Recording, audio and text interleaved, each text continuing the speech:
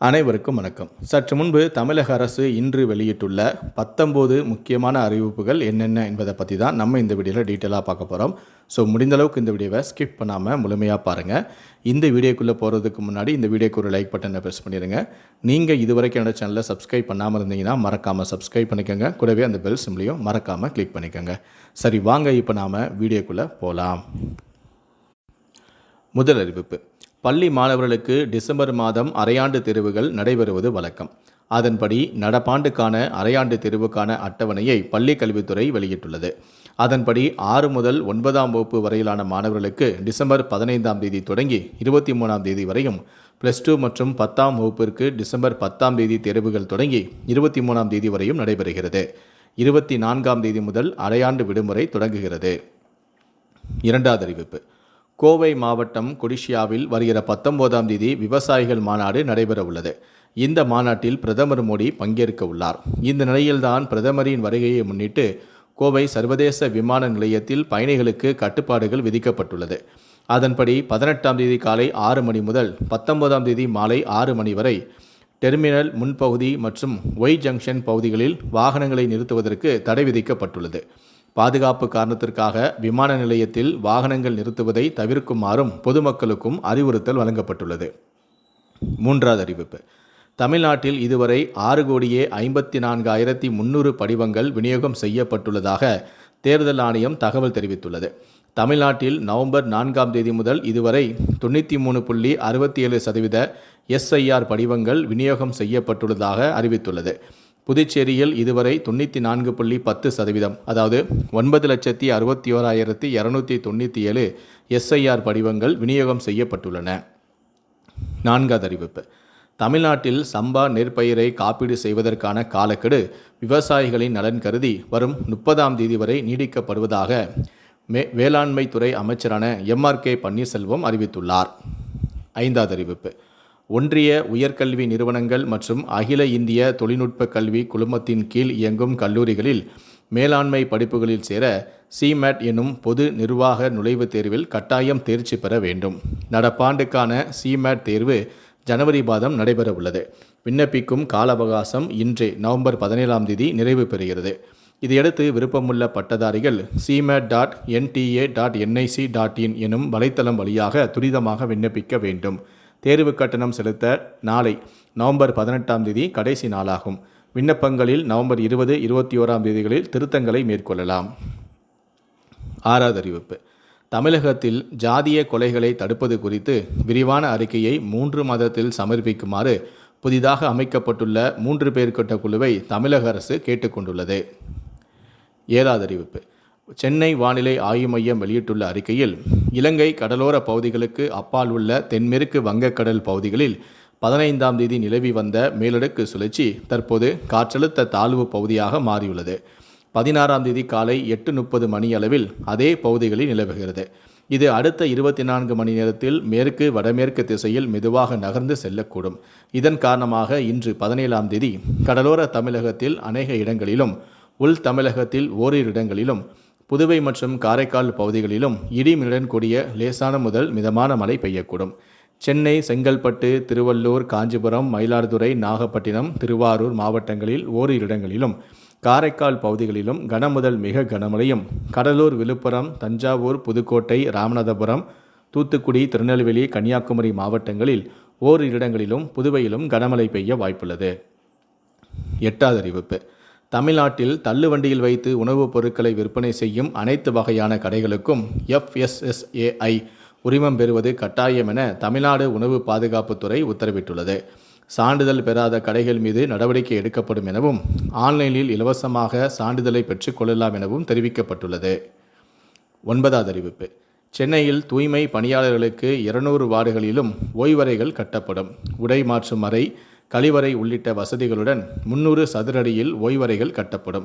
இந்தியாவிலேயே clean city Tamil Nadu என்று சொல்லும் அளவுக்கு தூய்மை பணியாளர்கள் துணை நிற்க வேண்டும் எனவும், தூய்மை பணியாளர்களுக்கு இலவச உணவு வழங்கும் திட்டம் டிசம்பர் 6ஆம் தேதி முதல் அனைத்து நகரங்களுக்கும் விரிவுபடுத்தப்படும் எனவும் முதலமைச்சரான MK ஸ்டாலின் அறிவித்திருக்கிறார். 10வது அறிவிப்பு: குரூப் 4 பணிக்கு தெரிவு செய்யப்பட்டுள்ள தேர்வர்கள் சரியான சான்றிதழ்களை பதிவேற்றம் செய்ய கால அவகாசம் வழங்கப்பட்டுள்ளதாக டிஎன்பிஎஸ்சி செயலாளர் தெரிவித்துள்ளார். வருகிற 23ஆம் தேதி இரவு 11:59 மணி வரை விடுபட்ட மற்றும் சரியான சான்றிதழ்களை மறுபதிவேற்றம் செய்ய வாய்ப்பு வழங்கப்படுகிறது. அத்தகவலை அத்தவர்களுக்கு மட்டுமே குறுஞ்செய்தி மற்றும் மின்னஞ்சல் மூலமாக மீண்டும் பதிவேற்றம் செய்யுமாறு அறிவுறுத்தப்பட்டுள்ளது. 11வது அறிவிப்பு. அண்ணா பல்கலைக்கழகம் வெளியிட்டுள்ள அறிவிப்பு. அண்ணா பல்கலைக்கழகத்தின் ஒரு அங்கமான அழகப்பா தொழில்நுட்ப கல்லூரியில் ஏசி டெக் செயல்படும் நானோ அறிவியல் மற்றும் தொழில்நுட்ப மையத்தில் நானோ சயின்ஸ் மற்றும் டெக்னாலஜி தொடர்பான குறுகிய கால படிப்பு நவம்பர் 26 முதல் டிசம்பர் 9ஆம் தேதி வரை நடைபெற உள்ளது. இந்த படிப்பில் நானோ டெக்னாலஜி தொடர்பான அடிப்படை விஷயங்கள், அண்மை கால தொழில்நுட்ப வளர்ச்சி மற்றும் பயன்பாடு போன்றவை குறித்து சொல்லித்தரப்படும். இதற்கு பதிவு செய்ய கடைசி நாள் வருகிற 18ஆம் தேதி ஆகும். கூடுதல் விவரங்களை பெற இந்த தொலைபேசி எண்ணில் நீங்கள் தொடர்பு கொள்ளலாம். 12வது அறிவிப்பு. தமிழக அரசின் தொழில் முனைவோர் மேம்பாடு மற்றும் புத்தாக்க நிறுவனத்தின் சார்பில் திணை வகைகளை கொண்டு பேக்கரி பொருட்கள் தயாரித்தல் மற்றும் பயிற்சியானது சென்னையில் நவம்பர் 25ஆம் தேதி முதல் நவம்பர் 27ஆம் தேதி வரை 3 நாட்கள் நடைபெற உள்ளது. தமிழக அரசு அறிக்கையும் வெளியிட்டுள்ளது. 13வது அறிவிப்பு. எழும்பூரிலிருந்து மதியம் 1:45க்கு புறப்படும் வைகை எக்ஸ்பிரஸ் ஆனது மதுரைக்கு 20 நிமிடங்கள் தாமதமாக சென்றடையும். நவம்பர் 26, 27, 29 மற்றும் டிசம்பர் 1 ஆகிய தேதிகளில் வைகை எக்ஸ்பிரஸ் ரயில் மதுரைக்கு தாமதமாக செல்லும் என தெற்கு ரயில்வே தெரிவித்துள்ளது. 14வது அறிவிப்பு. யுபிஎஸ்சி முதன்மை தேர்வில் தேர்ச்சி பெற்ற தமிழ்நாட்டை சேர்ந்த மாணவர்கள் நேர்முக தேர்வுக்கான பயிற்சி பெற நான் முதல்வன் போட்டித் தேர்வுகள் பிரிவின் வாயிலாக ரூபாய் 50,000 ஊக்கத்தொகை பெற விண்ணப்பிக்கலாம் என்று அறிவிக்கப்பட்டுள்ளது. நான் முதல்வன் .tn-government.in என்ற இணையதளத்தில் 24ஆம் தேதிக்குள் விண்ணப்பிக்கலாம். 15வது அறிவிப்பு. மழைக்காலங்களில் தடையில்லா மின்சாரம் வழங்க மாநிலம் முழுவதும் கூடுதலாக தற்காலிக பணியாளர்களை நியமிக்க திட்டமிட்டுள்ளதாக மின் வாரிய அதிகாரிகள் தகவல் தெரிவித்துள்ளனர். இந்த தற்காலிக பணியாளர்கள் பொதுப்பணித்துறையின் ஊதிய விதியின்படி ஒரு நாள் ஊதியம் 216ஆக நிர்ணயம் செய்யப்பட்டுள்ளது. இந்த பணியாளர்கள் 2026ஆம் ஆண்டு ஜனவரி 31ஆம் தேதி வரை மட்டுமே பணியாற்றுவார்கள். குறிப்பாக அதிகப்படியாக பாதிப்புக்குள்ளாகும் மண்டல பகுதிகளில் 4 பணியாளர்களை நியமிக்க அனுமதியும் அளிக்கப்பட்டுள்ளது. பிற இடங்களில் தேவைக்கு ஏற்ப நியமித்துக் கொள்ளலாம். 16வது அறிவிப்பு. மாநில கல்விக் கொள்கை குறித்து உயர்மட்ட குழுவின் முதல் ஆலோசனை கூட்டமானது சென்னையில் நவம்பர் 23, 24ஆம் தேதிகளில் நடத்தப்பட உள்ளது. புதிய பாடத்திட்டத்தை வடிவமைப்பதற்கான வல்லுநர் குழு மற்றும் அதை மேற்பார்வையிட்டு ஒப்புதல் அளிப்பதற்கான உயர்மட்ட குழுவை பள்ளி கல்வித்துறை சமீபத்தில் நியமனமும் செய்தது. அந்த வகையில்தான் பள்ளி கல்வித்துறை அமைச்சரான அன்பில் மகேஷ் தலைமையில் நடைபெறும் இந்த கூட்டத்தில் பங்கேற்க 2 குழுக்களின் உறுப்பினர்களுக்கும் அழைப்பு கொடுக்கப்பட்டுள்ளது. முதல் கட்டமாக 1 முதல் 8ஆம் வகுப்புகளுக்கு அடுத்த கல்வியாண்டு 2026-27 முதல் புதிய பாடத்திட்டம் அமல் செய்யப்பட உள்ளது. 17வது அறிவிப்பு.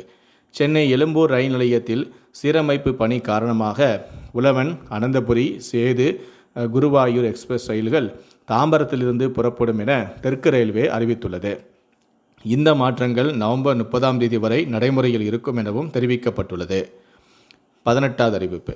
சென்னையில் நாய் உள்ளிட்ட செல்ல பிராணிகளுக்கு உரிமம் பெறாவிட்டால் நவம்பர் 24ஆம் தேதி முதல் 5,000 ரூபாய் அபராதம் விதிக்கப்படும் என்று மாநகராட்சி கூட்டத்தில் தீர்மானம் கொண்டுவரப்பட்டது.